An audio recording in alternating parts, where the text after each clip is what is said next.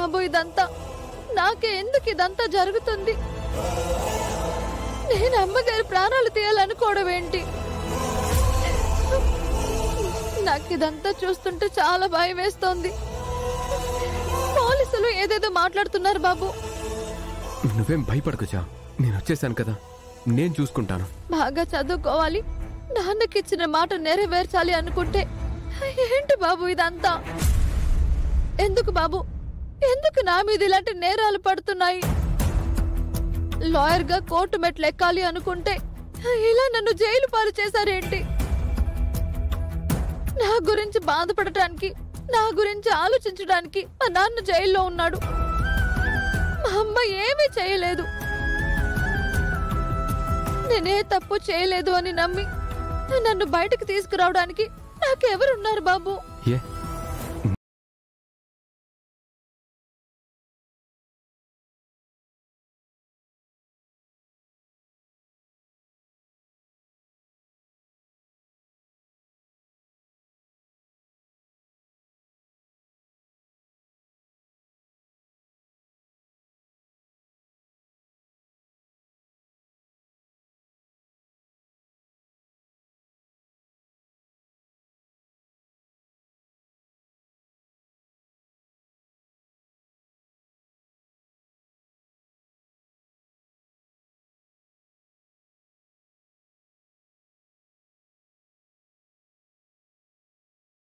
మనుషుల ప్రాణాలు తీసే కసాయిదానిలా కనిపిస్తున్నానా నేను?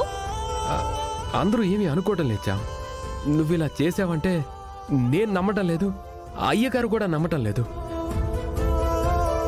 ఇంకా మిగిలిన వాళ్ళ సంగతి అంటావా? వాళ్ళెప్పుడు నీ గురించి చెడుగానే మాట్లాడుతుంటారు. వాళ్ళ మాటలు నువ్వేమి పట్టించుకోవద్దు. నిన్ను ఎలా బయటికి తీసుకురావాలో నేను చూసుకుంటాను. ముందు అమ్మ ఆ కండిషన్లో నుంచి బయటికి రావాలి. అమ్మకు ఏం జరుగుతుందనని ఓవైపు భయంగా ఉంది,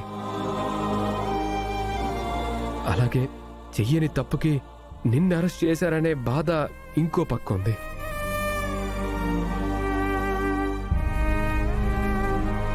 అమ్మగారికి ఏం కాదు బాబు, మీరేం భయపడకండి.